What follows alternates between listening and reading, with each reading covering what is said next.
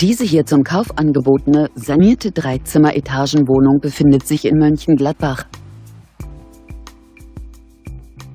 1914 wurde das Mehrparteienhaus erbaut. Die Wohnung verfügt über 2 Schlafzimmer, 2 Badezimmer, einen Keller und 2 Außenparkplätze. Die Ausstattung entspricht einem gehobenen Standard.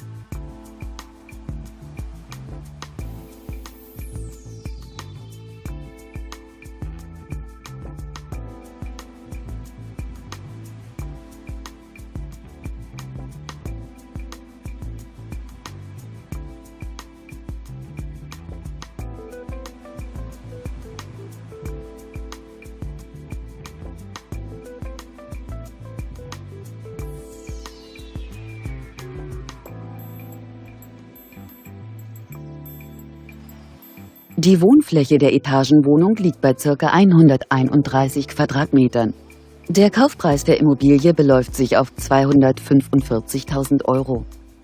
Wir informieren Sie gerne unter eingeblendetem Kontakt näher.